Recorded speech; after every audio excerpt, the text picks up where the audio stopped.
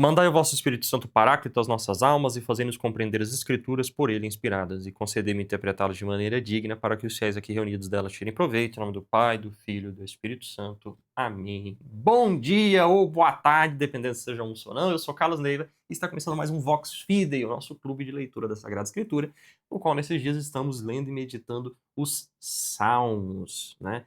Então, com muita alegria aí, a gente está fazendo essa leitura dos Salmos, fugindo um pouco da nossa dinâmica, porque para além do livro dos Salmos, eu também estou fazendo um paralelo com a liturgia das horas, né?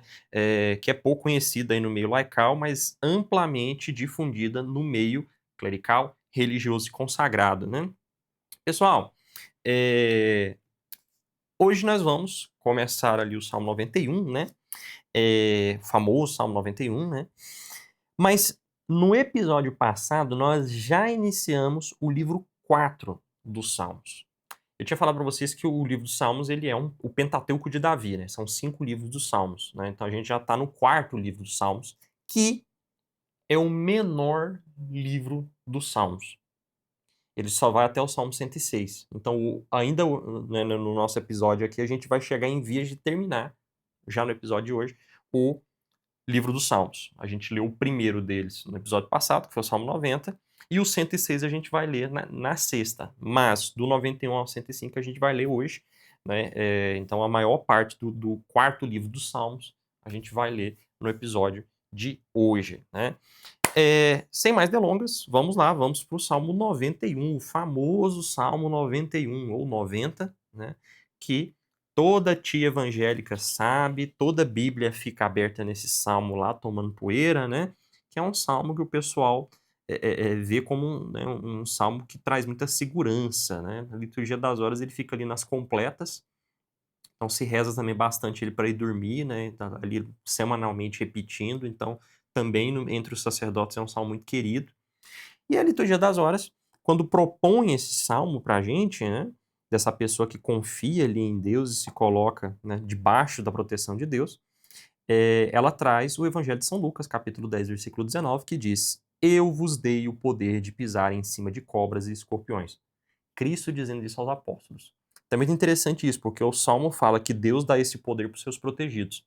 E no Evangelho de São Lucas a gente vê Cristo dando esse poder para os seus apóstolos. Então vamos lá. Aquele que habita sobre a proteção do Altíssimo descansará à sombra do Onipotente. Ele dirá ao Senhor: meu refúgio e minha fortaleza, meu Deus em quem confio. Então a gente vê aqui alguém indo se esconder na sombra de Deus. Você pode pensar de forma literal, né? Então, Deus, e eu estou tão pertinho dele que eu estou debaixo da sombra dele, né? Eu estou ali juntinho de Deus. Mas o principal sentido aqui é, uma vez que esse salmo é rezado no templo, é você pensar no templo. E onde é que é a sombra de Deus? Onde está coberto o teto na presença de Deus. Ou seja, dentro do santuário. Então, dentro do santuário, eu estou protegido. Eu estou na casa de Deus. Ele te livrará do laço dos caçadores e da palavra que destrói. Com suas asas te cobrirá, e sob suas penas encontrarás refúgio. Escudo e couraça é a sua fidelidade. Então a gente vê aqui Deus te protegendo. Existe uma possibilidade de tradução que me agrada mais, né? Que em vez da palavra que destrói, se ler como a peste que destrói. E aí o salmista aqui, ele vira um animal que está tentando se proteger em Deus. Então pensa em você como um pintinho, um pintainho, né? Um pintacilgo que está tentando se esconder debaixo das asas de uma galinha, da mamãe, de Deus. E aí se a gente cria uma imagem mais nesse sentido, a gente pensa, o que pode matar um animal? Um caçador, um predador, ou uma doença. As únicas duas coisas que podem matar alguém no reino animal, né? E aí você tem, ele te livrará do laço dos caçadores e da peste que destrói. Então, qualquer risco que você correr, ele vai te proteger. Com suas asas te cobrirá e sob suas penas encontrará refúgio. Então ele te acoberta ali. E aí, mais uma vez, isso sendo rezado dentro do santuário, do templo, né? Com a presença de Deus sendo marcada pelas asas dos querubins, fica ainda mais, nossa, eu tô debaixo das asas, né, de Deus, né?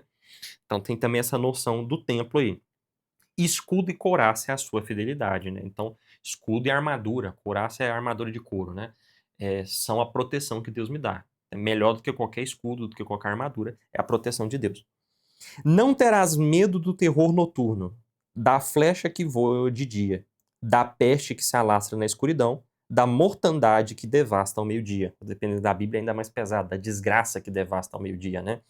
Então aqui a gente tem todos os terrores que podem pegar um ser humano em todos os momentos do dia.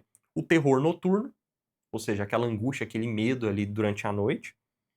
A flecha em pleno dia, ou seja, a guerra. A peste que se alastra na escuridão, a doença, né? E a mortandade que devasta ao meio-dia, a matança. Então, qualquer uma dessas coisas, você não precisa ter medo. Caiam 1000 ao teu lado e 10.000 à tua direita. De ti, porém, não se aproximarão. Então, vai morrer gente de um lado, vai morrer do outro, mas você permanece protegido. Basta que olhes com teus olhos e verás a paga dos ímpios. Pois tu, Senhor, és o meu Altíssimo, fizestes do Altíssimo a tua morada. O mal não se aproximará de ti, e o flagelo não chegará à tua tenda, pois a seus anjos ele mandou a teu respeito, que te guardem em todos os teus caminhos. Aquela ideia, né? Deus me protege, então o mal não se aproxima de mim, eu vou ver quem foi mal receber a sentença a partir do mal dele, a retribuição, né? E comigo nada vai acontecer, o mal não vai chegar perto de mim, o flagelo, ou seja, a doença, o problema não vai chegar na minha tenda, na minha casa, né? Porque Deus deu uma ordem aos seus anjos a meu respeito para que guardem todos os meus caminhos. Esse trecho aqui, né, é utilizado pelo diabo quando está tentando Jesus. Ele vira e fala: se jogue daqui, porque Deus vai mandar os seus anjos para te proteger, porque ele disse nas Escrituras, pois a seus anjos ele mandou a teu respeito que te guardem em todos os teus caminhos. Ou seja, o Salmo 90 ele é tão conhecido que até o diabo sabe ele de cor, né? Eles te levarão em suas mãos, para que não tropeces com o pé em alguma pedra. Andarás sobre cobras e serpentes, e calcarás leões e dragões. Dependendo da tradução, leões e outras feras, né? Mas aqui numa tradução mais fiel ao hebraico, calcarás leões e dragões. Ou seja, eu passo pelos maiores problemas e Deus me protege. Porque se apegou a mim, eu o livrarei, eu o protegerei, pois conhece o meu nome. Aqui a voz poética passa para Deus. E Deus justifica por que ele vai proteger. Porque se apegou a mim e eu o livrarei. Eu o protegerei, pois ele conhece o meu nome. Clamará por mim e eu o atenderei. Com ele estarei na tribulação. E o livrarei e o glorificarei. Eu o saciarei de longos dias e lhe mostrarei a minha salvação. Então esse salmo, assim como o salmo do bom pastor, o salmo 23, eles são salmos que falam sobre ser protegidos por Deus nas adversidades. E é por isso que esses dois salmos são tão queridos, né, por todo mundo, a ponto das pessoas decorarem, pôr as Bíblias abertas nisso, bordar pano de prato com trecho desses salmos, né? É exatamente por causa dessa proteção e confiança em Deus. São dois salmos de fé, né, muito bonitos e muito queridos.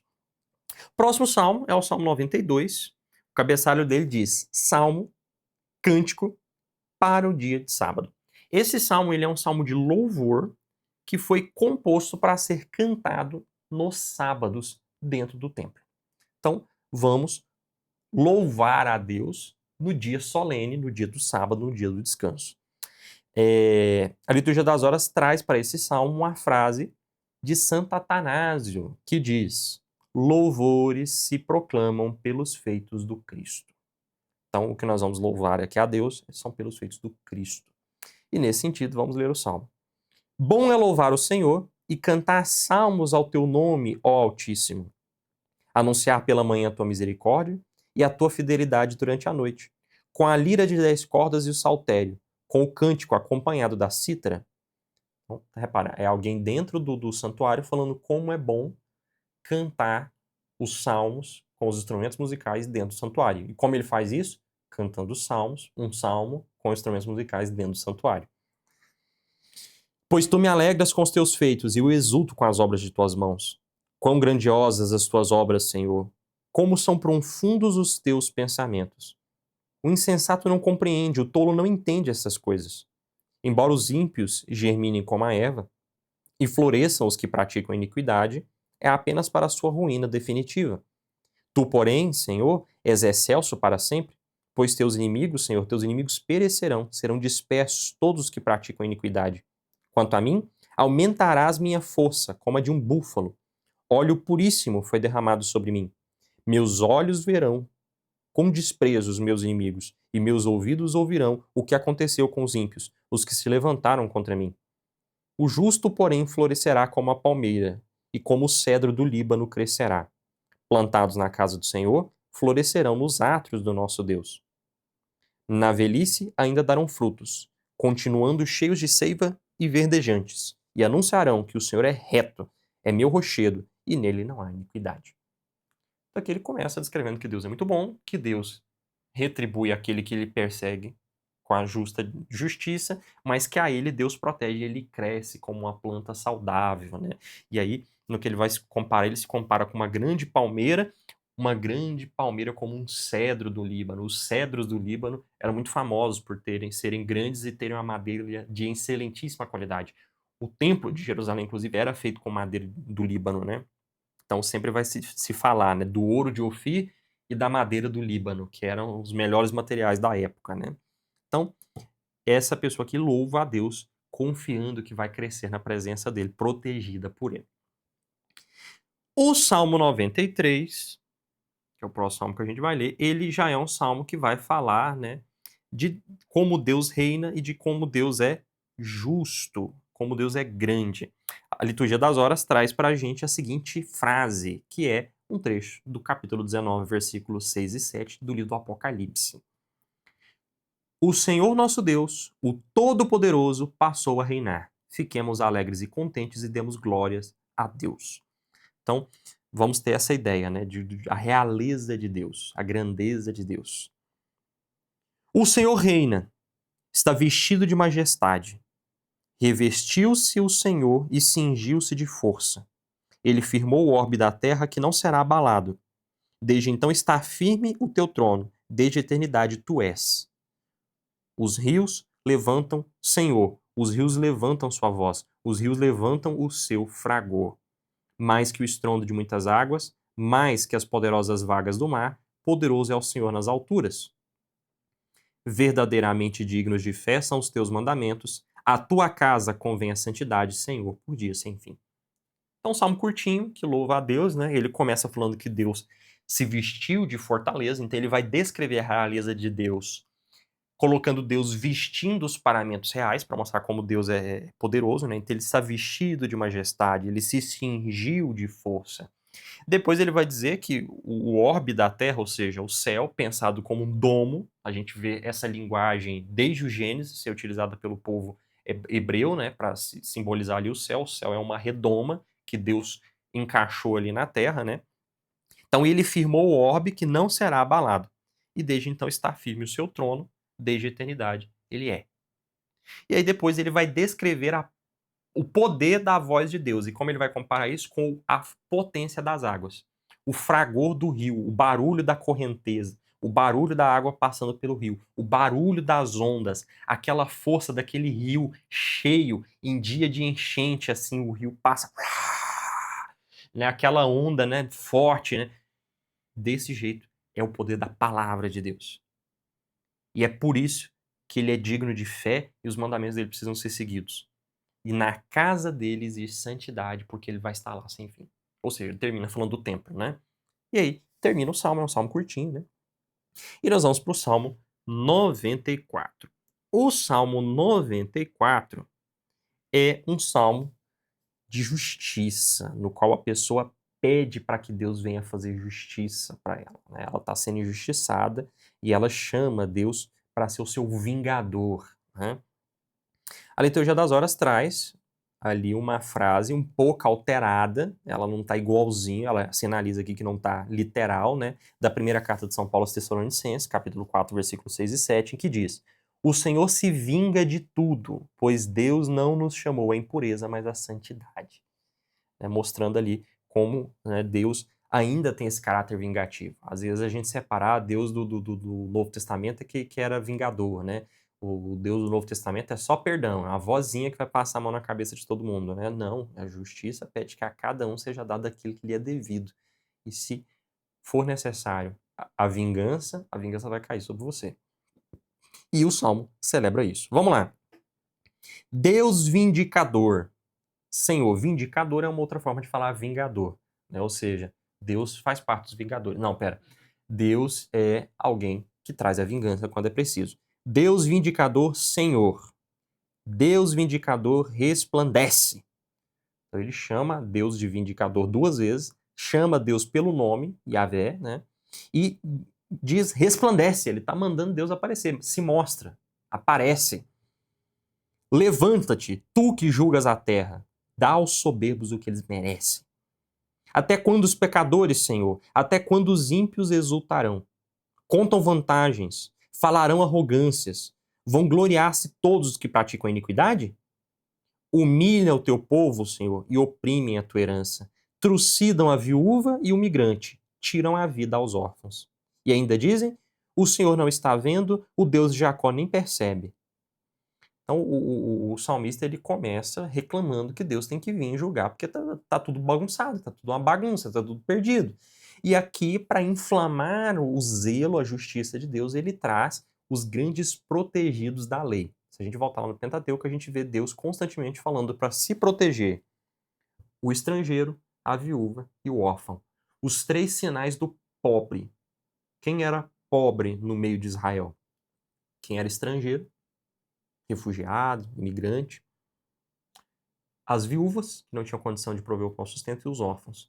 Então a lei, ela constantemente protege essas três figuras como um modelo do oprimido que precisa ser protegido. E o salmista, na hora de inflamar a ira de Deus, ele vira e fala, olha, sabe o seu estrangeiro, a sua viúva, o seu órfão, que o Senhor gosta tanto de proteger? Pois é, estão desamparados, então vem fazer justiça. E isso é um consolo que nós deveríamos ter, tá? É claro, tem a leitura espiritual de que todos, né, somos estrangeiros aqui nessa... Mas pensando no sentido social mesmo, você que é estrangeiro, tá fora da sua terra, né, tá desamparado, longe dos seus. Você que é viúva e você que é órfã, você é um dos protegidos de Deus.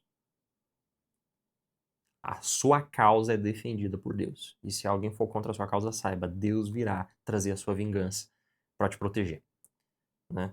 Porque se alguém apronta com a mulher, o marido da mulher vai lá e faz justiça. Se alguém apronta com a criança, o pai da criança vai lá e faz justiça. Mas esses não tem quem faça por justiça por eles. As leis funcionavam geralmente com quem era da cidade. Então eles não têm quem faça justiça por eles. Então Deus fala, pode deixar que a justiça de vocês faço eu. Né? Entendei, insensatos entre o povo, e vós, estultos, quando tereis sabedoria? Aquele que formou o ouvido não ouvirá? E quem plasmou o olho não verá? Aquele que educa as nações não corrigirá? Ele que dá ao ser humano conhecimento? O Senhor conhece os pensamentos humanos, sabe que são vaidade. Então, nesses versículos aqui agora, o salmista para de falar com Deus, pedindo para que Deus venha, mas vira para o povo e fala, vocês acham mesmo que Deus que fez o coração de todo mundo, a mente de todo mundo, não sabe o que você está pensando? Você acha mesmo que Deus que fez o ouvido de todo mundo não está ouvindo? Deus que fez os olhos de todo mundo não está vendo? Você acha mesmo que Deus que é todo poderoso não está vendo o que você está fazendo? Que você consegue encobrir de Deus igual você encobre da sociedade? Você acha mesmo que você consegue fazer isso? Vocês ainda não entenderam. Vocês ainda não alcançaram a sabedoria. Ele questiona as pessoas, né? Feliz aquele a quem tu corriges, Senhor, e a quem instruís na tua lei, para dar-lhes descanso dos dias de infortúnio, até que se abra a cova para o ímpio. Pois o Senhor não repelirá o seu povo e não abandonará a sua herança. O julgamento voltará a ser justo, e o seguirão todos os de coração reto. Quem se levantará contra mim? Quem se levantará por mim contra os malfeitores? Quem estará comigo contra os que praticam a iniquidade? Se o Senhor não me tivesse socorrido, a minha alma já estaria na região do silêncio. Quando eu dizia, o meu pé está vacilando, a tua misericórdia, Senhor, me sustentava. Quando se multiplicavam as preocupações no meu coração, as tuas consolações alegravam a minha alma. Então ele mostra, tá vendo? Que Deus sempre volta na sua aliança e protege aqueles que são a sua herança. né? Então Deus sempre volta. E por mais que eu achei que tava, Deus foi lá e me salvou. Ele usa até o passado para mostrar que ele já confiou, que Deus já resolveu já o caso dele. Por acaso, estás aliado a um tribunal iníquo que promove a opressão em vez do direito? Eles atentam contra a vida do justo e condenam sangue inocente. Mas o Senhor é meu defensor. O meu Deus é a rocha do meu refúgio. Ele vai devolver-lhes em paga a sua iniquidade, por sua própria malícia os exterminará. Sim, vai exterminá-los o Senhor nosso Deus. Então ele termina dizendo, né, que por mais que existem tribunais iníquos entre os homens, Deus não tem corrupção. Deus não é pego em esquema de corrupção, né? Deus vai trazer a vingança àqueles que fazem o mal, sobretudo àqueles que pertencem a ele. Certo? Terminamos aqui o Salmo 94, né? Lembrando que, uma vez que Deus não nos chamou às impurezas, às vezes essa vingança dele pode cair sobre nós, tá? Que não estamos. Porque ele protege as coisas que são santas e protege a santidade. E se nós não estamos condizendo com a santidade, nós estamos pedindo para que ele venha proteger a santidade da nossa impureza, né? Dito isso, vamos agora para o Salmo 95. O Salmo 95, gente, ele é um salmo muito querido pela Igreja Católica. Ele é tão querido pela Igreja Católica que esse salmo começa a liturgia da igreja todos os dias. Toda vez que alguém vai rezar a liturgia das horas e vai fazer a primeira oração dele, seja o ofício das leituras, seja as laudes, a primeira oração da liturgia das horas são as laudes, que é a oração da manhã. Mas existe o ofício de leituras, que é uma oração feita com trechos da patrística e do Antigo Testamento, que é muito bonita, né? Essa ofício de leituras, ele é pensado para ser rezado de madrugada. Então, a gente vai ver muitas ordens. Eu estive por um tempo, eu dormi uns dias lá no Mosteiro de São Bento.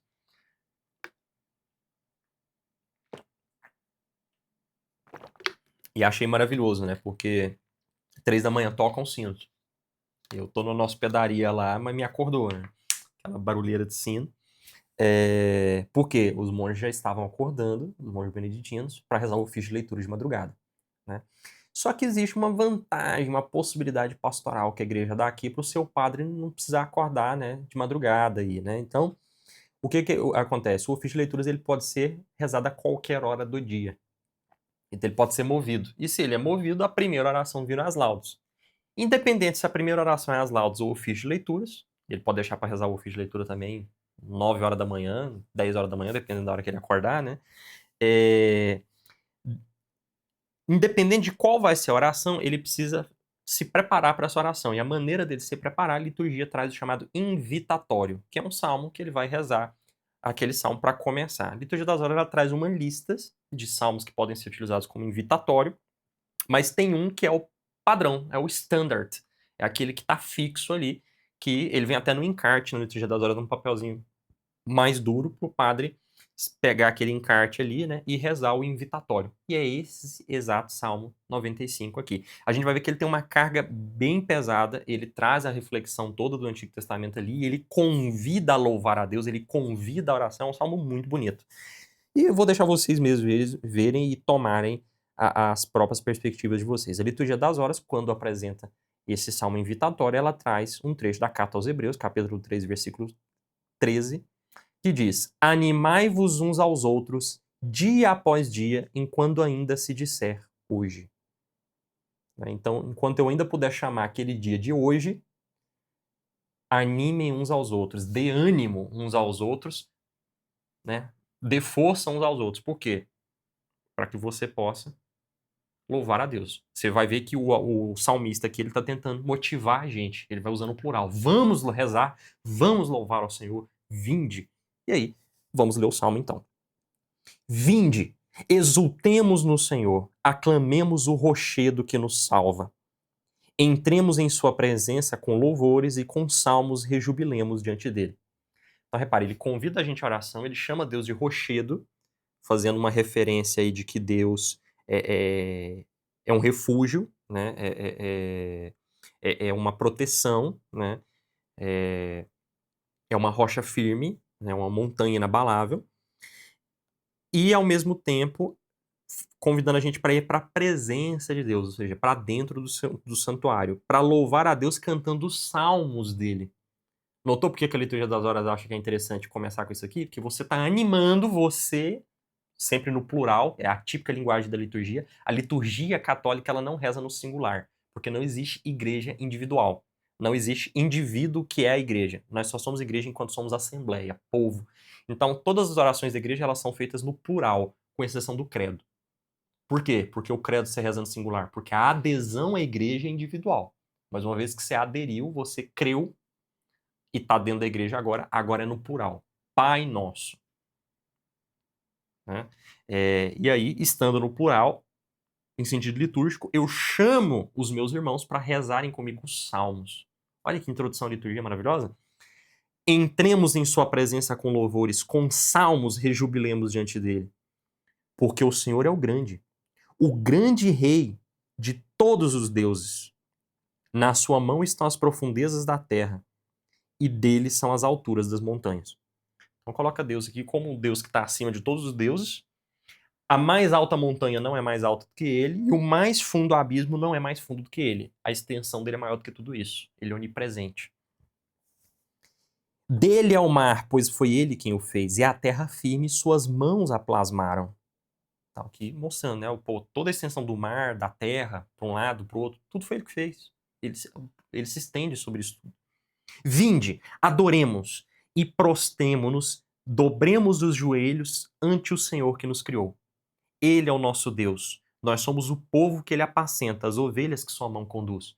Aqui resgata aquela ideia de Deus pastor, né, puxando ali a tradição, né, de Davi, de família pastoril, né? Então Deus como pastor que protege o seu povo, e o próprio Cristo vai dizer, eu sou bom pastor, né? Se hoje ouvisseis a sua voz. Então ele fala, vamos, né, deixa Deus conduzir a gente. Eu queria tanto que vocês escutassem hoje. E é interessante porque a liturgia da Torá traz a carta aos Hebreus que fala que todo dia que a gente puder chamar de hoje é hoje, né? Então o salmista diz, se hoje ouvisseis a sua voz, dependendo da tradução, fala, oxalá ouvisseis hoje a sua voz, né? Quem me dera que vocês escutassem hoje a voz dele. E qual é a voz dele? Agora, daqui até o final do salmo, abrem as aspas e nós vamos ouvir Deus falando. Não endureçais os vossos corações, como em Meriba, como no dia de Massa no deserto, quando os vossos pais me provocaram, puseram-me à prova, embora tivessem visto as minhas obras. Por 40 anos desgostei-me daquela geração e disse, é um povo de coração transviado. Eles não conhecem meus caminhos, e por isso jurei na minha ira, não entrarão no meu repouso.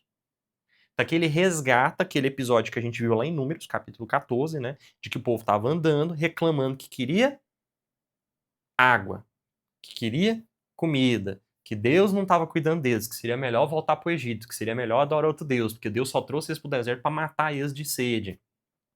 E aí Moisés vai lá, bate na pedra e sai uma água. E aquele lugar é chamado de Massa e Meriba, contenda e provação, no hebraico, né? Então, e aí ali Deus fala, olha, eu tô chateado com vocês, vocês não confiam em mim.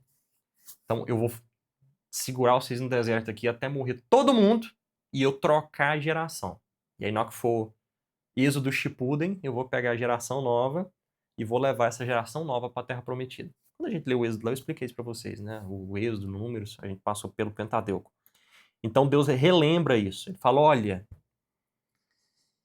não endureçam o coração de vocês do jeito que os pais de vocês fizeram lá. Porque quando eles fizeram, eu me desgostei deles. Então não façam isso hoje. E com essa frase pesada de Deus, né? Por isso eu lhes jurei na minha ira, não entrarão no meu repouso. A gente fica com isso em mente, né? E aí começa a rezar a liturgia. Não endureça o meu coração, para que Deus não me jure na ira dele de que eu não entrarei no seu repouso. E, dito isso, vamos para o próximo salmo, que é o Salmo 96, né? Que é um salmo também de louvor ao Deus único, que também coloca Deus como um grande rei, né? Coberto ali de majestade, e que bendiz o Senhor. Ele tem como epígrafe dele na Liturgia das Horas um trecho de Apocalipse que também está um pouquinho alterado, eles deram uma licença poética ali, trocaram alguns verbos e tudo, né? Mas é um trecho de Apocalipse 14:3 que diz: cantava um cântico novo diante do trono na presença do Cordeiro. Então, que cântico? Então, repara, João vê a multidão dos santos diante do Cordeiro cantando um cântico novo, uma canção nova, né?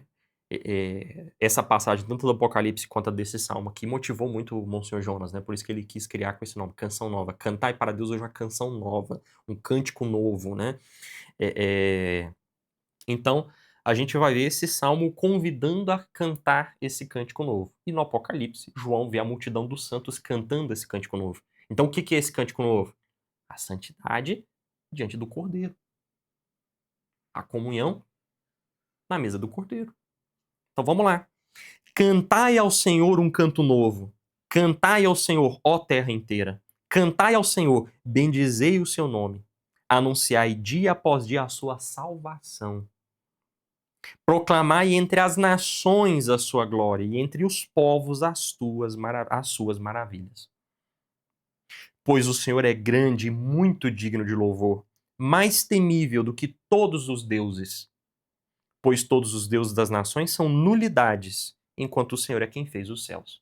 Ele fala, Deus é maior do que todos os deuses, porque os deuses das nações não existem. São nulidades, são nulos, são zero. Eles não existem.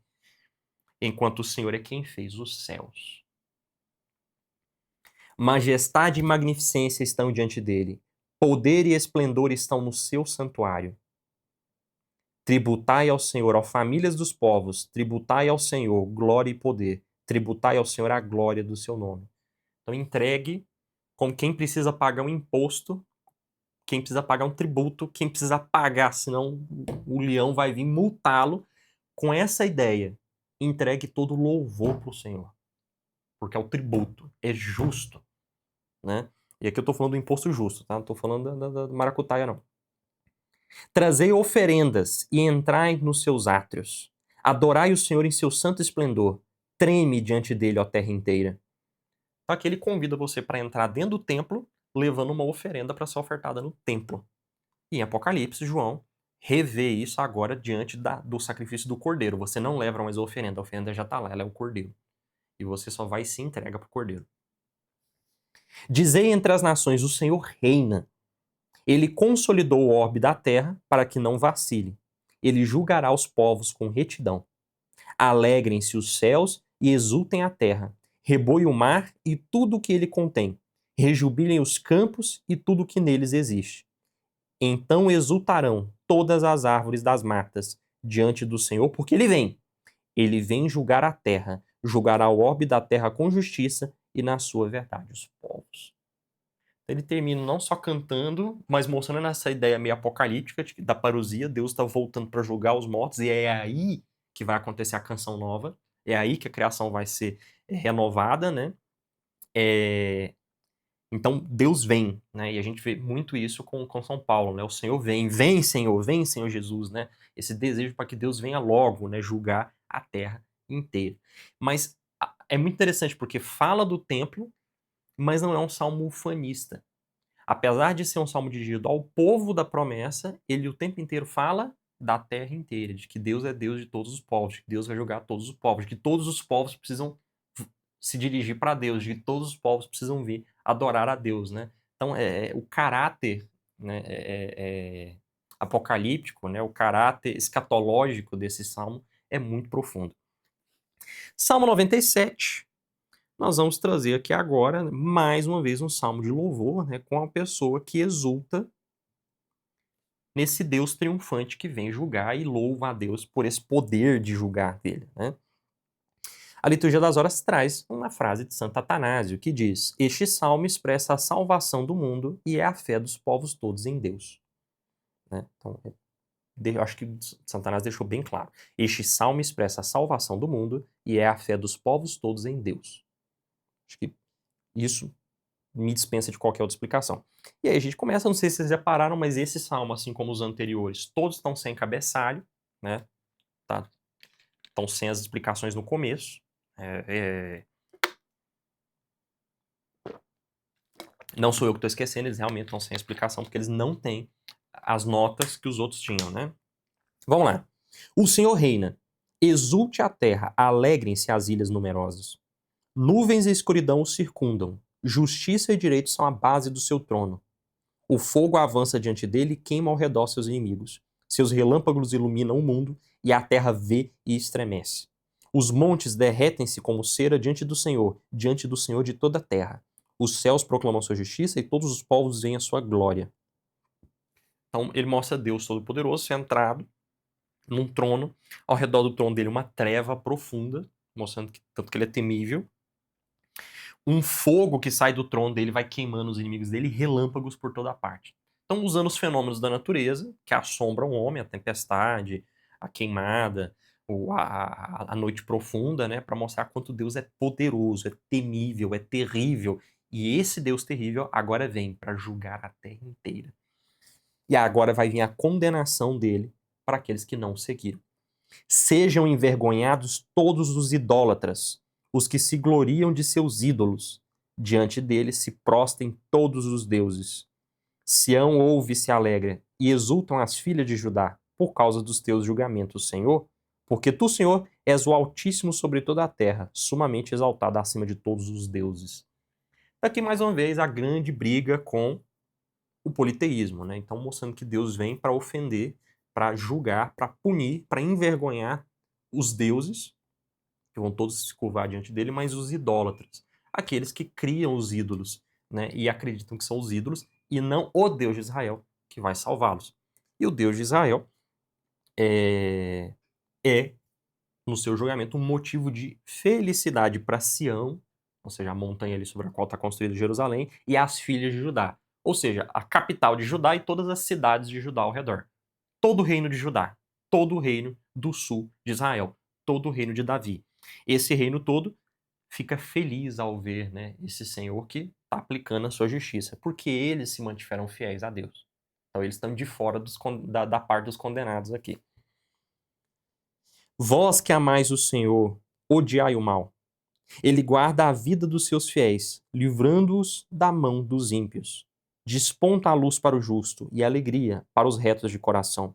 Alegrai-vos, ó justos, no Senhor, e celebrai a memória da sua santidade.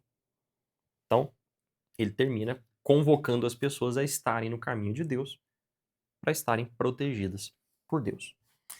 Próximo salmo é o Salmo 98. Esse salmo, ele mostra Deus como vitorioso, como né, alguém que vem para julgar, para mais uma vez essa ideia de Deus de realeza que vem, né? E esse salmo, ele é utilizado na liturgia como o salmo para a festa da Imaculada Conceição, tá? Vocês vão entender aqui na hora que a gente lê. Santo Atanásio traz a epígrafe desse salmo na liturgia das horas que diz: esse salmo significa a primeira vinda do Senhor e a fé de todos os povos. Então, quando está falando da primeira vinda do Senhor, não da segunda, da primeira vinda do Senhor, a gente percebe que é um salmo messiânico, um salmo que fala da vinda do Messias, que vem através da Imaculada Conceição, da Virgem Maria, concebida sem pecado. Então, notou? É muito bonito isso. Na festa da Virgem Maria, o salmo fala da vinda de Jesus, porque tudo é cristocêntrico. A festa da Virgem Maria, a leitura é Jesus, né? Então vamos ver o que se diz. Cantai ao Senhor um canto novo. Então, mais uma vez ele força essa ideia do canto novo. Pois ele fez maravilhas. A sua destra e o seu braço santo alcançaram-lhe o triunfo.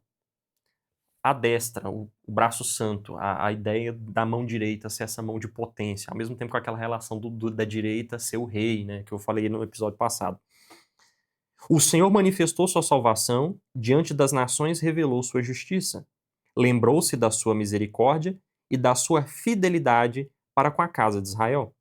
Todos os confins da terra viram a salvação que vem do nosso Deus. Talvez você tenha ficado com, isso parece alguma coisa que eu conheço. Sim, esse salmo é a inspiração para a Virgem Maria compor o Magnífica. O Magnífica, lá no Evangelho de São Lucas, vai falar da destra de Deus, vai falar que Deus trouxe a salvação a todos os povos, Então, o conteúdo, a teologia é profundamente inspirada nesse salmo. Aclamai a Deus, terra inteira. Prorrompei em cantos, exultai e salmodiai. Cantai salmos ao Senhor com a cítara e ao som da música, com as trombetas e ao som do chofar. Aclamai diante do rei, o Senhor. Reboe o mar e tudo o que nele existe, o orbe da terra e os que o habitam, os rios batam palmas, e juntos exultem os montes, diante do Senhor, porque ele vem. Ele vem julgar a terra. Ele julgará o mundo com justiça e os povos com retidão. Ele proclama para que as pessoas, né, louvem a Deus, porque Deus vai vir para julgar a terra. É um salmo que está aclamando a vinda do Messias. Eles estão esperando que o Messias venha, né? E Cristo vem e julga com retidão, né? Mas eles não entenderam como se deu esse juízo. Mas é essa salvação que a Virgem Maria exulta.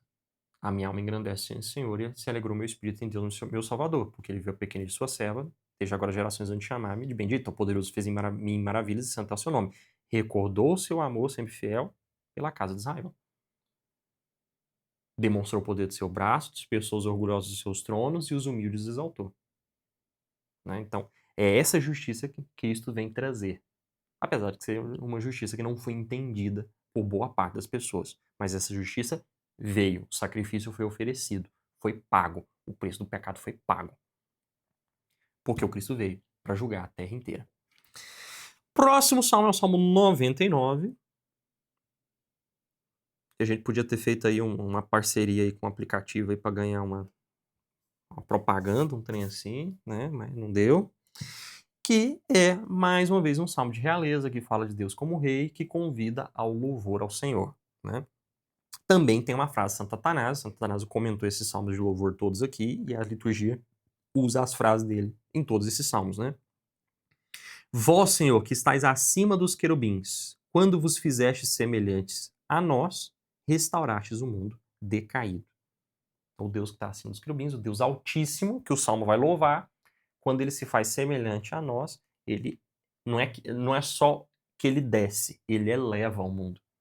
É isso que Santo Atanásio está querendo dizer, e a gente vai ver expresso nesse salmo ao ver essa grandeza de Deus, e que Santo Atanásio já traz o spoiler, a grandeza de Deus que vai salvar toda a terra. Então vamos lá.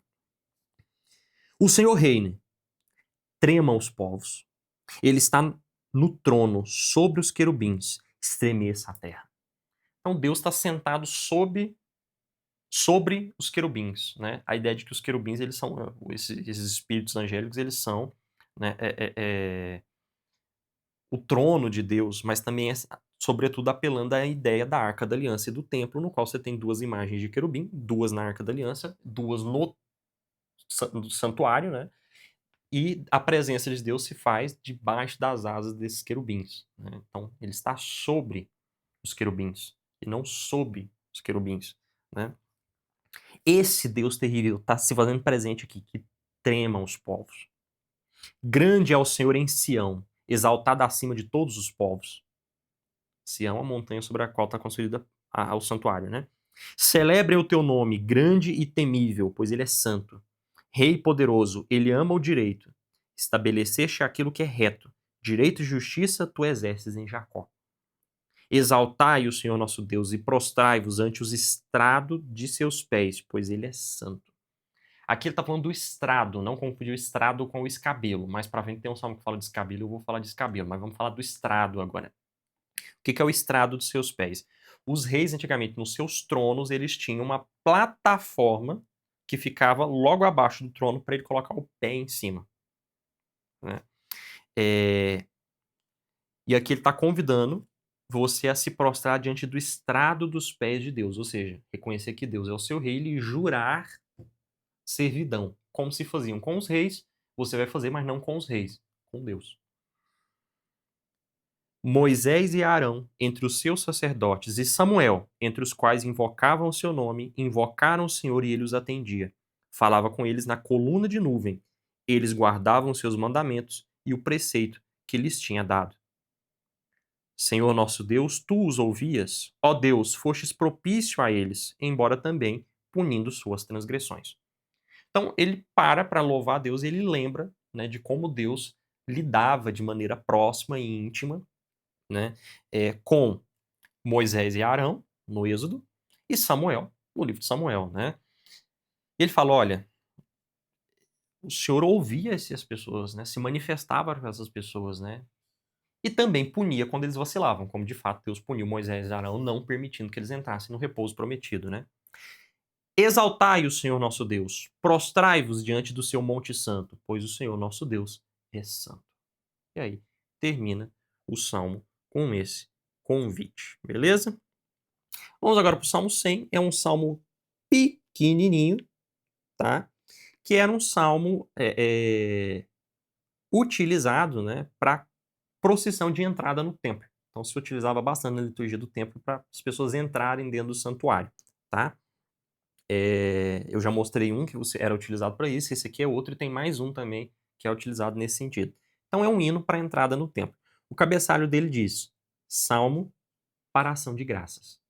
Então é um salmo de graças, de louvor. Ele não é um salmo de pedido, ele é um salmo apenas que exalta a Deus. E na liturgia das horas a epígrafe também é de Santo Atanásio que diz, o Senhor ordena aos que foram salvos que cantem o hino de vitória. Então, quem é que vai cantar o hino de vitória? Quem vai entrar no santuário. Quem entra no santuário? Quem entrou no céu. Então, aqui a gente está vendo um convite dos santos que estão entrando no céu a louvarem a Deus. Vamos ver. Ao clamai ao Senhor toda a terra, servi ao Senhor com alegria, comparecei à sua presença com júbilo. Tá vendo? Toda a terra, servi a Deus com alegria e vem ir na presença dele, ou seja, venha para o céu com alegria. Reconhecei que o Senhor é Deus. Ele nos fez, nós somos dele. Somos seu povo, ovelhas do seu rebanho. Entrai em suas portas dando graças, em seus átrios com hinos de louvor. Agradecei-lhe, bendizei ao seu nome. Então aqui é a teologia do templo, né? Entre dentro do templo, louvando a Deus. Sentido espiritual, cristão, que Santo Atanásio coloca aqui. Procure entrar dentro do céu, louvando a Deus. Passando pelas portas celestiais. Não mais o templo que foi destruído, mas a Jerusalém celeste. Pois o Senhor é bom, sua misericórdia perdura para sempre e sua fidelidade de geração em geração. Terminou. Falei que era um salmo curtinho. Só para entrar mesmo. Dependendo da igreja, nem dá o canto de entrada toda, a procissão de entrada toda. O próximo salmo traz como cabeçalho Salmo de Davi. Então, depois de muito tempo, a gente vai ver um salmo que é atribuído ao rei Davi, né? Esse é um salmo que fala de como Deus é rei e ele é um modelo para como os reis devem governar. Então, como deve ser um rei em Israel? Desse jeito aqui, que o salmo traça, tá? É basicamente o propósito de um rei justo, né? E aí, a liturgia das horas traz, agora para nós que somos um povo de reis, né? Para a gente ter essa ideia, um trecho do Evangelho de São João, capítulo 14, versículo 15, que diz, se me amais, guardais os meus mandamentos. Né? Cristo diz isso ali para os discípulos dele, né? Se me amais, guardai os meus mandamentos, né? E aí, o meu mandamento é que amai-vos uns aos outros como eu vos tenho amado, né? Então, qual que é o programa que nós, como povo de reis, devemos ter? Guardar os mandamentos de Deus, amando o próximo como a nós mesmos, e o Senhor sobre todas as coisas. Mas vamos ver isso aqui. Quero cantar a misericórdia e o direito. A ti, Senhor, vou salmodiar. Agirei com prudência no caminho da integridade? Agirei com prudência no caminho da integridade. Quando virás a mim? Caminharei com o coração íntegro dentro da minha casa. Não proporei ante meus olhos nada de Belial. Quem é corrupto, detestarei. E não permitirei que se aproxime de mim. Longe de mim um coração depravado, e o maligno nem quero conhecer. A quem calunie em segredo seu próximo, imporei silêncio. A quem, né? Quem está fazendo essa calúnia. Quem é soberbo no olhar e de coração enfatuado, cheio de nada, né? Cheio de fato, cheio de peido, nada. A quem é soberbo no olhar e de coração enfatuado, não o suportarei. Meus olhos se voltarão para os fiéis da terra, para que habitem comigo. Quem anda por um caminho íntegro, me servirá. Não habitará na minha casa quem age com arrogância, quem profere iniquidades, e não permanecerá na minha presença. Já de manhã cedo farei desaparecer os ímpios da terra para eliminar da cidade do Senhor todos que praticam o mal. A gente pode ler esse salmo como o rei fazendo um propósito de como ser, né? Mas também podemos ler no sentido de Cristo perguntando se você realmente o ama. E o que você deveria fazer? Guardar os mandamentos dele. Assim. Esse aqui é um bom salmo para servir de exame de consciência. Será que você está vivendo na casa de Deus? E eu adoro porque ele mete aqui, né? Não proporei ante meus olhos nada de Belial, né? Quem é corrupto eu detestarei e não permitirei que se aproxime de mim, né? Então, a Belial aqui é essa personificação do mal. Pode ser lido como demônio propriamente dito, mas como um palavrão da época para se referir a coisas impuras, tá? Próximo salmo, Salmo 102, é um salmo penitencial, um dos 7 salmos penitenciais. A gente leu lá o Salmo 50, eu expliquei o que é um salmo penitencial, né? E esse salmo aqui também é um salmo penitencial. Ou seja, o salmista aqui pede perdão pelos seus pecados e a gente pode utilizar esse salmo como uma oração para pedirmos perdão pelos nossos próprios pecados, beleza? O cabeçalho dele diz: súplicas de um aflito que prostrado expõe seu lamento diante do Senhor. Então, o cabeçalho dele aqui, em vez de dar notas de como cantar, ele explica o salmo, né? E a liturgia das horas traz uma frase um versículo, né, da segunda carta de São Paulo aos Coríntios, capítulo 1, versículo 4, que diz: Bendito seja Deus que nos consola em todas as nossas aflições. Então, a pessoa que está suplicando aqui, ela vai ser consolada. Senhor, escuta a minha oração e chegue a ti o meu clamor. Não escondas de mim a tua face. Sempre que estiver angustiado, inclina para mim o teu ouvido. Sempre que eu te invocar, atende-me depressa. Pois meus dias desvanecem como fumaça e meus ossos ressecam como gravetos. Cortado como feno, meu coração ressecou. Esqueço-me até de comer meu pão. À força de soltar gemidos, meus ossos se colaram à pele. Sou como a ave do deserto, como a coruja entre as ruínas. Não durmo e sou como um pardal solitário no telhado. Ave do deserto também pode ser traduzido como pelicano. Eu sou como um pelicano, uma coruja e um pardal, que são 3 aves que são solitárias. Então, pelo menos no sentido do salmista aqui, ele está querendo dizer que ele está sozinho, doente, não consegue nem comer, está magrinho, né? Ou seja, ele está tomado aqui pela aflição. Todo dia me insultavam meus inimigos. Furiosos contra mim rogavam praga. Eu comia cinzas como se fosse pão e misturava minha bebida com as lágrimas, por causa do teu ressentimento e da tua ira. Agarraste-me e me atiraste para longe. Os meus dias declinaram como a sombra e eu ressequi como a erva. Ele tá querendo dizer, né? Aqui, ó, tá tudo dando errado na minha vida, eu tô doente, tem gente me perseguindo, aqui eu tô mal. Aquela ideia de que Deus dá punição em vida, que é uma ideia que a gente viu que foi debatida depois com o próprio livro de Jó, né? Mas o salmista tá nisso aqui. E ele fala, olha, eu tô mal porque eu vacilei com o Senhor e o Senhor me tirou da sua presença. Então me desculpa, me traz de volta para sua presença. E ele vai deixar isso mais claro para nos versos. Mas tu, Senhor, permaneces para sempre. A tua lembrança perdura de geração em geração. Levantando-te, terás compaixão de Sião, pois é tempo de compadecer-te dela. Seu tempo chegou. Teus servos amam as suas pedras e sentem compaixão da sua ruína. As nações temerão teu nome, Senhor, e todos os reis da terra a tua glória. Quando o Senhor reconstruir Sião e se manifestar em glória. O Senhor olhou para as súplicas dos indigentes e não desprezou a sua oração. Sejam escritas essas coisas para a geração futura, e o povo que será criado louvará o Senhor. O Senhor olhou do seu santuário excelso, no céu olhou para a terra, para ouvir o gemido dos prisioneiros, a fim de libertar os condenados à morte. E eles proclamarão em Sião o nome do Senhor e o louvor em Jerusalém, quando se tiverem reunidos os povos em unidade e os reinos para servirem ao Senhor. Aqui a gente consegue entender que qual é o contexto em que a gente está aqui? O contexto de cativeiro, de exílio da Babilônia. Ele olha para Jerusalém e ele não vê o templo, ele só vê as pedras, as ruínas, mas a gente ama mesmo essas ruínas. E a gente crê que o Senhor vai ter misericórdia, vai olhar lá do santuário lá do céu para o santuário destruído aqui de baixo e vai trazer o seu povo para reconstruir o seu santuário. E aí ele brinca muito com o hebraísmo, né, de falar no passado algo que vai acontecer, porque ele tem muita certeza que vai acontecer, né? Ele utiliza de jeito para dizer que Deus vai reconstruir Jerusalém. Então, o sujeito que está se penitenciando aqui, ele se penitencia pelos seus pecados, mas também pelo pecado do povo. Porque ele quer que Deus se volte para ele, mas que Deus também os volte para Jerusalém. Ele humilhou minhas forças no caminho, encurtou os meus dias. Eu disse: ó meu Deus, não me leves na metade dos meus dias enquanto os teus anos vão de geração em geração. No início fundastes a terra, obra de tuas mãos são os céus. Eles perecerão, mas tu permaneces. Todos envelhecerão como uma veste, como roupa os mudarás, e eles serão mudados. Tu, porém, és o mesmo, e os teus anos não acabam. Os filhos de teus servos terão sua morada, e a descendência deles está firme diante de ti. Ele fala, né? Olha, Deus, o Senhor dura para sempre, minha vida vai passar, a de quem é mal, ele envelhece e estraga igual roupa, aí você vai lá e troca de roupa, você vai trocar de geração, troca de pessoa, porque todo mundo morre, mas o Senhor dura para sempre. O Senhor que dura para sempre protege os teus servos. E ele termina assim, com essa reflexão sobre a brevidade da vida, que ajuda ainda mais no caráter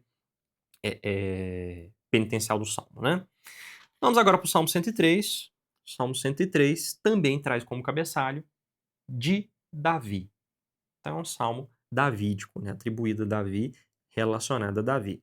Ele é um hino, né, à bondade de Deus, à misericórdia de Deus. É um salmo que basicamente louva a bondade, a misericórdia de Deus, que perdoa o seu povo, que protege o seu povo. A liturgia das horas traz um trecho um pouquinho alterado, né, do Evangelho de São Lucas, capítulo 1, versículo 78, que diz: graças à misericordiosa compaixão do nosso Deus, o sol que nasce do alto nos veio visitar. Né? Então, graças a essa bondade de Deus que está sendo louvada, que Jesus se encarnou. Né? E aqui é um trecho, obviamente, do cântico, né, de Zacarias, aqui dizendo, né, pela bondade e compaixão de nosso Deus, que sobre nós fará brilhar o sol nascente, para iluminar a quanto jaz entre as trevas e na sombra da morte. E estão sentados para iluminar os nossos caminhos, guiando no caminho da paz. Então, alterou um pouquinho aí para ficar só com a parte que importa aqui, para dar o caráter de como a gente vai ler esse salmo. Então, vamos ler esse salmo com louvores ao Deus que se encarnou. Bendize minha alma ao Senhor, e todo o meu ser ao seu santo nome. Bendize minha alma ao Senhor, e não te esqueças de nenhum dos seus benefícios. Ele perdoa todas as tuas iniquidades. Ele cura todas as tuas doenças. Ele resgata da morte a tua vida. Ele te coroa de misericórdia e compaixão. Ele sacia de bens a tua vida e tua juventude se renova como a da águia. Aquela ideia de que a águia tem uma longevidade porque ela arranca as garras, o bico e troca de pena, aquela história toda que a gente já ouviu, né? É nessa ideia, né? Ele renova a nossa juventude e faz a gente ter uma vida longeva como a da águia. O Senhor realiza obras justas e defende o direito de todos que sofrem injustiça. Ele revelou a Moisés os seus caminhos, as suas obras aos filhos de Israel. O Senhor é compassível e clemente, lento para a ira e rico em misericórdia. Não está sempre acusando e nem se irrita para sempre. Não age conosco segundo os nossos pecados e não retribui segundo as nossas iniquidades. Foi quanto o céu, ou seja, mesmo que a gente receba uma retribuição, não é o tanto que a gente merecia, né?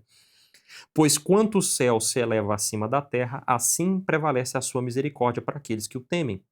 Como o Oriente se distancia do Ocidente, tanto ele afasta de nós nossos pecados. Como um pai se compadece dos filhos, assim se compadece o Senhor dos que o temem. Pois ele sabe como fomos plasmados, ele se lembra de que somos pó. O ser humano, seus dias são como erva, como a flor do campo, assim ele floresce, sopra o vento sobre ele e não mais existe. O lugar onde estava não o conhece mais. A misericórdia do Senhor, porém, é desde sempre para sempre sobre aqueles que o temem. Sua justiça vai até os filhos de seus filhos, para aqueles que guardam sua aliança, e se lembram dos seus mandamentos para pô-los em prática. O Senhor estabeleceu o seu trono no céu, e seu reino domina sobre todas as coisas. Bendize ao Senhor todos os seus anjos, poderosos em força, executores da sua palavra, logo que ouvis a voz do seu comando. Bendize ao Senhor todos os seus exércitos, vós, seus ministros, que realizais a sua vontade. Bendize ao Senhor todas as suas obras, em todos os lugares do seu domínio. Bendize, ó minha alma, ao Senhor. Ele faz todo esse louvor ao Deus que veio salvar. Então, o contexto aqui messiânico e do Cristo é muito claro pra gente, não é mesmo? O próximo salmo é um salmo gigantesco, é o Salmo 104, tá? Que é um grande hino ao Deus Criador. Então ele refaz toda a ideia do Gênesis, mostrando como Deus criou tudo. Ele relembra a história da salvação, de como Deus é grandioso e criou toda a terra, né? A Liturgia das Horas traz como trecho. Como é que eu tô de tempo aí? Tranquilo. Tá tranquilo? Que esse salmo aqui é um pouquinho extenso, ele tem 45 versículos. E não é o maior a gente vai ver nessa sexta. Mas a Liturgia das Horas traz a segunda carta aos Coríntios, capítulo 5, versículo 17, como epígrafe, que diz: Se alguém está em Cristo, é uma criatura nova. O mundo velho desapareceu, tudo agora é novo. Então, se o salmista louva o Deus que tudo criou, nós louvamos o Deus que tudo criou e o Deus que tudo renovou. Porque toda essa criação aqui foi renovada em Jesus Cristo. E esse é o sentido cristológico desse salmo aqui. Então, bendito seja Deus. Vamos lá. Detalhe, esqueci de falar, mas com essa ideia de ler o Deus que tudo cria como o Deus que tudo renova, a liturgia propõe esse salmo como o salmo da missa de Pentecostes. Então, se você for na missa em Pentecostes, você vai ver que vai ser esse salmo que vai ser cantado. Por quê? Porque o Espírito Santo renova a face da terra. Então, é nesse sentido que esse salmo vai ser utilizado na missa. Então, vamos lá. Obviamente não inteiro, porque ele é gigante, né? Mas um trecho generoso dele vai ser utilizado na missa de Pentecostes. Bendize minha alma ao Senhor. Senhor meu Deus, como és imensamente grande. Estás revestido de majestade e esplendor, envolto em luz como num manto. Estendeste os céus como um pavilhão. Construíste sobre as águas os seus aposentos. Fazes da nuvem o teu carro, caminhas sobre as asas do vento. Fazes dos ventos os teus mensageiros e do fogo ardente os teus ministros. Assentaste a terra sobre o seu fundamento, e ela não se inclinará jamais. O oceano a revestiu como um manto, as águas estavam acima das montanhas. À tua ameaça elas fogem, ao fragor do teu trovão amedrontam-se. Elas sobem pelos montes e descem aos vales, para o lugar que lhe determinaste. Fixaste um limite que elas não ultrapassarão, e não voltarão a cobrir a terra. A ideia de que Deus fez um limite para as águas, né, e falou, vocês ficam só até aqui, separou o firmamento, as da terra, toda a ideia do Gênesis, né, mostrando que Deus é tão poderoso, tão temível, com seus trovões, com as suas nuvens, com o seu vento, que ele até deu limites para o oceano, falou, daqui você não passa. Né?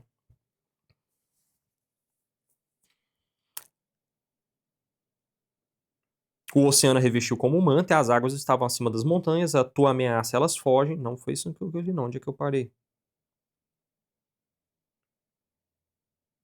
Fixastes um limite que elas não ultrapassarão e não voltarão a cobrir a terra. Transformas as fontes em torrentes, que escorrem pelo meio das montanhas. Delas bebem os animais do campo e os asnos selvagens nelas matam a sede. Aquela minazinha de água que está surgindo vira um riozão, porque o Senhor faz essa transformação. E os animais podem beber dessa água. No alto vivem as aves do céu, no meio dos ramos fazem ouvir o seu canto. Desde as tuas moradas regas os montes e com o fruto das tuas obras sacias a terra. Produzes o pasto para os jumentos e as plantas que o homem cultiva para tirar à terra o pão e o vinho que alegra o coração do homem. Então Deus, os animais cantam louvor a Deus, Deus irriga a terra para que o homem possa tirar da terra o seu sustento. Fazes brilhar o seu rosto com o óleo e com o pão o coração lhe revigoras. Estão viçosas as árvores do Senhor, os cedros do Líbano que ele plantou. Ali os pássaros fazem seus ninhos e nos ciprestes a cegonha faz sua casa. As altas montanhas são para as cabras monteses, os rochedos dão refúgio aos roedores. Né? Aqui ele está se referindo a um tipo específico de roedor, mas você entendeu, né? Os animais todos têm casa porque Deus deu a casa, né? Ele fez a lua para marcar os tempos, o sol observa a hora do seu ocaso. Envias as trevas e faz-se a noite. Então vagueiam todos os animais do campo. Os leões novos rugem em busca da presa e pedem a Deus o seu sustento. Quando o sol desponta, eles se recolhem e se deitam nos seus esconderijos. Então sai o homem para o seu trabalho, para as suas lidas até o entardecer. Quão numerosas as tuas obras, Senhor! Todas fizestes com alegria, com sabedoria, e a terra encheu-se das tuas criaturas. Eis o mar, grande, vasto e imenso, nele os peixes sem número, animais pequenos e grandes, nele transitam os navios, bem como o Leviatã, que formastes para com eles te divertires. Então, o Leviatã aqui, esse monstro marinho, é só para que, por zoeira, para Deus se divertir de ver aquele monstro gigante ali e que ele pode aniquilar quando ele quiser, né?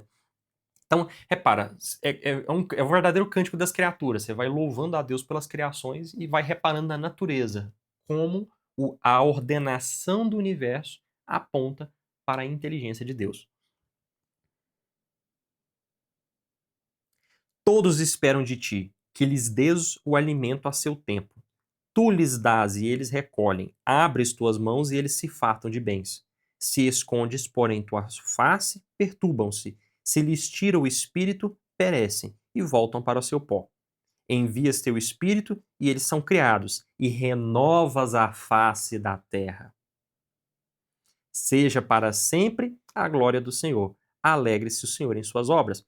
Então, aqui a gente tem algumas coisas interessantes, né? Primeiro, o fato de que o salmista, ele observa a vida da pastoril, sobretudo a vida do agricultor. O agricultor planta e espera nascer para colher. Essa espera, eu não vou lá no mercado e compro a hora que eu quero, né? Faz a gente depender de Deus, porque se a plantação morrer, eu não como. Então ele vê nisso, né, a época da colheita, o fruto nascendo, como Deus dando o alimento a seu tempo a cada um. Ele vê um cuidado de Deus na agricultura, né? Que a nossa vida conturbada, maluca, moderna e caótica não permite a gente ver, né? Mas o salmista, ele tinha essa percepção da realidade. E ali ele via a sabedoria de Deus.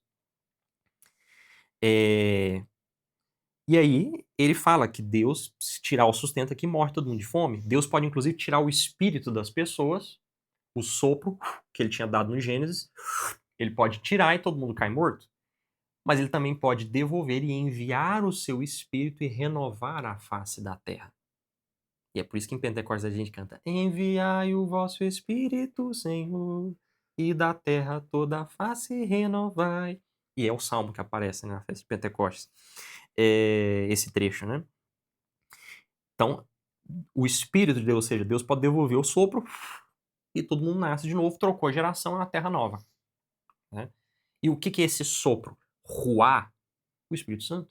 Então, por isso que né, a liturgia ela lê com esse sentido o próprio Espírito de Deus. O mundo que estava velho desapareceu, agora tudo é novo em Cristo e no Espírito Santo.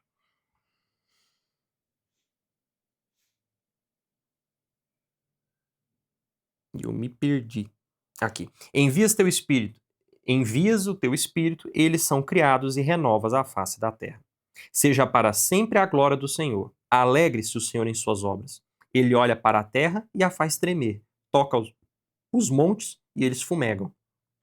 Cantarei ao Senhor por toda a vida. Salmodirei ao meu Deus enquanto eu existir. Seja-lhe agradável o meu poema, eu, porém, me alegrarei no Senhor. Desapareçam da terra os pecadores e os ímpios que não existam mais. Bendize a minha alma ao Senhor. Aleluia. Esse salmo aqui, ele termina utilizando a palavra aleluia. Daqui para frente, a gente vai ver muitos salmos que começam com a palavra aleluia.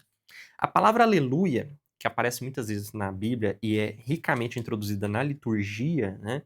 Ela é um termo hebraico muito rico, que depois ele é helenificado nas traduções gregas e vira a palavra aleluia, né? Mas ele é haleia, né, que tem a ideia de ele é um convite ao louvor ao Senhor. Louvai Javé, Yah, uma contração de Yavé, né? Louvai o Senhor. Então, toda vez que a palavra aleluia aparece, ela está convidando ao louvor ao Senhor. E é uma palavra tão rica, né, que ela é uma expressão que faz a sua boca movimentar todas as aberturas possíveis. Aleluia tem, né, todos as vogais. Né? Você vai falar para mim, não tem a letra O, né? Vogais no sentido de aberturas de boca. A sua boca faz todos os formatos, o grande, o ocluso e o pequeno. Aleluia. Né? Ou seja, ela coloca você para louvar a Deus com toda a disposição. Aleluia é um convite ao louvor a Deus. E esse salmo termina com aleluia. O próximo salmo começa com aleluia. E os próximos salmos vão todos fazer essa marcação do aleluia, do louvor a Deus. E nesse sentido, a gente começa o Salmo 105, né, que é um salmo de louvor ao Deus que cumpre a sua promessa. E a Liturgia das Horas traz um trecho de Santo Atanásio, mais uma vez, dizendo: os apóstolos anunciam aos povos as maravilhas de Deus realizadas na vinda de Cristo. Ou seja, se eu vou louvar a Deus porque Deus cumpre a sua palavra, eu te digo, Deus cumpriu toda a sua palavra em Cristo, inclusive. O que o Salmo louvou aqui que Deus não cumpriu ainda, já está cumprido agora. E os apóstolos anunciam isso para a gente. Né? Então vamos louvar o Deus que cumpre a sua promessa. E o Salmo começa com Aleluia. Rendei graças ao Senhor e invocai o seu nome. Anunciai entre os povos as suas obras. Cantai para ele, cantai-lhe salmos. Meditai em todas as suas maravilhas. Gloriai-vos em seu nome santo. Alegre-se o coração dos que buscam a Deus. Procurai o Senhor e seu poder, buscai sempre a sua face. Lembrai-vos das maravilhas que ele fez, dos seus prodígios e dos julgamentos de sua boca. Ó descendência de Abraão, seu servo, filhos de Jacó, seus eleitos. Agora ele vai começar a lembrar os feitos de Deus, fazendo o povo parar para pensar como Deus é grande. E por quê? E por isso eles devem procurar Deus. Ele é o Senhor nosso Deus, seus julgamentos estão em toda a terra. Ele se lembrou sempre da sua aliança, da palavra que pronunciou para 1000 gerações, daquilo que estabeleceu com Abraão, do seu juramento a Isaque. Ele o confirmou para Jacó como um preceito, para Israel como aliança eterna, dizendo: eu te darei a terra de Canaã, porção da vossa herança. Quando eram um número reduzido, pouquíssimos imigrantes na região, quando passavam de povo em povo e de um reino para outro povo, não permitiu a ninguém que os prejudicasse, e censurou a reis por causa deles. Não toqueis nos meus ungidos, e a meus profetas não façais mal. Vou colocar na boca de Deus aqui, como se Deus estivesse anunciando aos reis ali, de Moabe, de Edom, né, falando: não encosta neles, são meus protegidos. Né? Enviou fome sobre aquela terra e cortou todo o sustento de pão. Enviou à sua frente um homem, José, que foi vendido como escravo. Apartaram-lhe os pés no cepo e seu pescoço ficou preso no ferro, até que sua palavra se cumpriu e o oráculo do Senhor o comprovou. Aqui ele relembra a história de José, que ficou preso até fazer aquela profecia do sonho do faraó, né? E constituiu o Senhor do seu palácio e administrador de todos os seus bens, para instruir os grandes segundo o seu juízo e ensinar aos anciãos a sua sabedoria. Então Israel entrou no Egito, Jacó foi migrante na terra de Cã, e Deus aumentou o seu povo grandemente. De 40 que chegaram lá, eles, né, viraram uma legião, tornando-o mais forte que seus inimigos. E desses mudou o coração para odiarem seu povo e usarem de ardis contra seus servos. Então Deus enviou Moisés, seu servo, e a Arão, seu escolhido, muniu-os com palavras dos seus sinais e dos seus prodígios na terra de Cã. A terra de Cã, para se referir ao Egito, né, a ideia de que os egípcios são descendentes de Cã, mas também os cananeus são descendentes de Cã. Né? Então, os prodígios, quando você está entrando também em Canaã. Enviou trevas e os deixou no escuro, mas resistiram às suas palavras. Converteu suas águas em sangue e fez morrer seus peixes. A terra deles expeliu rãs, até para dentro dos aposentos de seus reis. Ele falou e veio uma multidão de moscas e mosquitos com todo o seu território. Em vez de chuvas, mandou-lhes granizo e um fogo abrasador da sua terra. Assolou suas videiras e figueiras e quebrou as árvores do seu território. Ele falou e vieram gafanhotos e larvas em número incontrolável, os quais comeram toda a erva da terra e devoraram o fruto dos seus campos, e feriu todo o primogênito na terra deles, as primícias de todo o seu vigor. Aqui ele relembra as 10 pragas do Egito. Então fez seu povo sair com prata e ouro, e não havia um enfermo em suas tribos. Quando saíram, alegrou-se o Egito, que fora tomado pelo medo deles. Então Israel sai, sem ser tocada, todo mundo saudável, e ainda leva o ouro e a prata do Egito. A gente viu isso em Êxodo, né? Então estendeu uma nuvem para protegê-los e um fogo para iluminá-los à noite. Pediram e vieram as codornizes, e com o pão do céu saciou. Fendeu a rocha e brotaram águas, e escorreram como rios no deserto. Pois estava lembrado da sua santa palavra, dada a Abraão seu servo. Fez sair seu povo com regozijo e seus escolhidos com alegria. Deu-lhes as terras das nações e eles herdaram os frutos do trabalho dos povos.